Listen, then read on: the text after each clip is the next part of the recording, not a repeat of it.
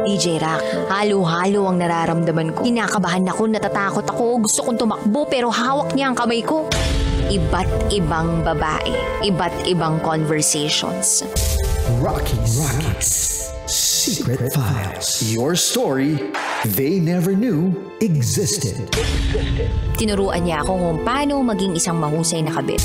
Yung puso ko parang sinasaksak sa sobrang sakit. Rocky's Secret Files. Secret Files. With Titan Jello. Rocky's Secret Files. Rocky's Secret Files. Secret Files.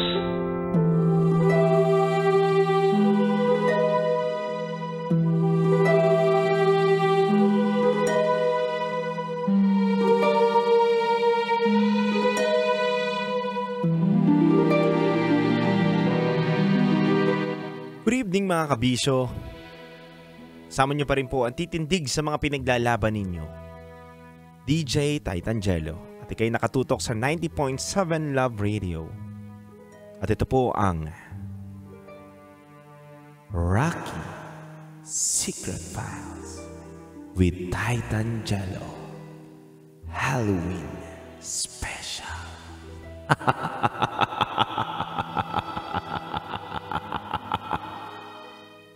Mga kabisyo, ang katanungan ko po kanina kung naniniwala kayo sa kulam. Nabanggit ko rin po kanina, kabisyo, na mismo sa Biblia ay nabanggit din po ang mga mangungulam. Yung mga black magic. At hindi natin maitatanggi na talagang nag-e-exist sila sa mundo natin.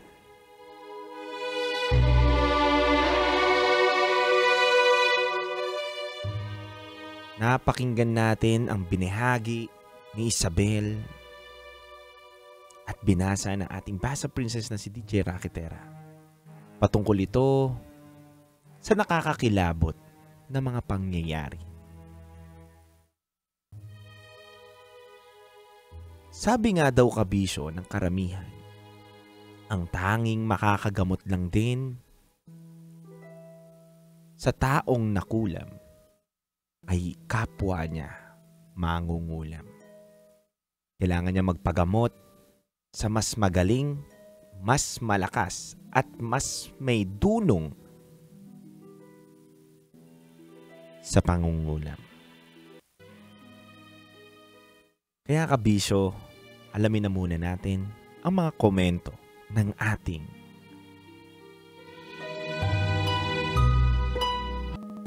listeners.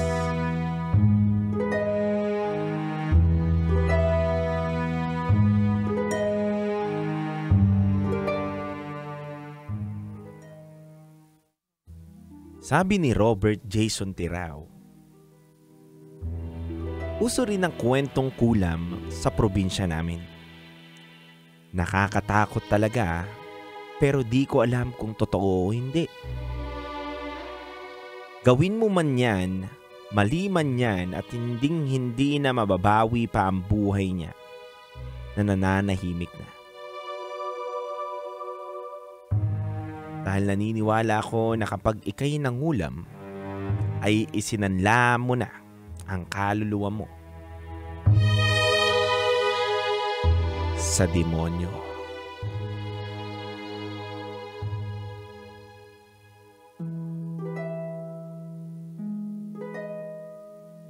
Sabi ng isang kabisyo natin dito, sa lugar namin sa Siquijor, maraming usap-usapan na nandun daw ang lahat ng mga malalakas na mangungulam. Hindi mo mapagkakamalan na mangungulam po ang may dunong sa ganyan. Simpleng tao lang din sila, masayahin, nakikisalamuha,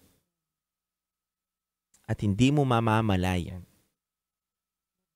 na sila po pala ay may dunong sa panggagamot Kaya kung ako sa inyo, maging mabuti lang tayo palagi para hindi po tayo gawan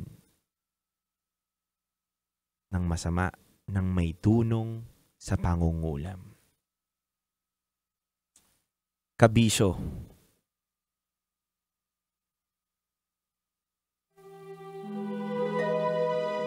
Para sa aking experience,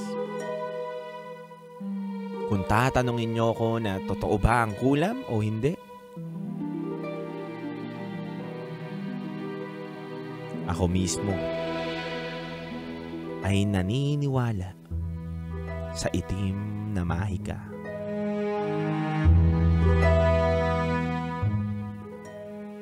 Hindi biro ang magkaroon ng kakayanan na mangulam ng isang tao.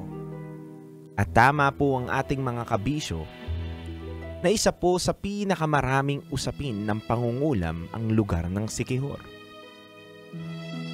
At isa naman po sa maraming manggagamot ang lugar ng Cavite.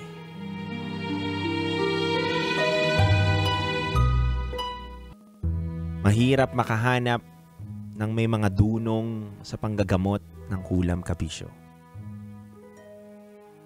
Dahil hindi po biro ang manggamot ng kinukulam na tao. Dahil maaaring ang taong nanggagamot kapag hindi niya po kaya ang nangungulam, siya po mismo ang mamamatay.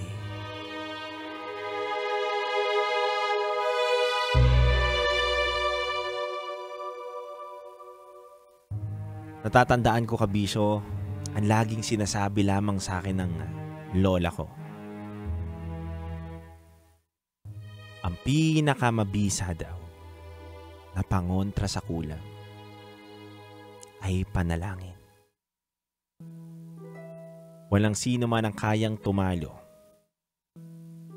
kapag ika'y malapit sa Panginoon. Ano man ang iyong relihiyon, paniniwala.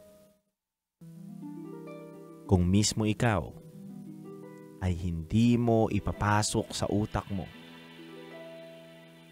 na ika'y nakukulam at nilapit mo ang sarili mo sa Panginoon, tiyak naman sigurong makokontra mo ang kulam na sinasabi na pwedeng pumatay sa tulad mo.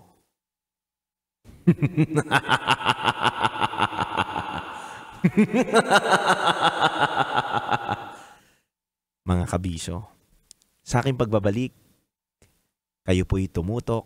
Dito lang yan sa 90.7 Love Radio. Kasama nyo pa rin ang titindig sa mga pinaglalaban ninyo. DJ Titangelo. At kung may gusto po kayong ibahaging istorya, mari po kayong magpadala kay raketera@gmail.com para po isang araw kayo na po ang babasahin na kwento sa ating programa.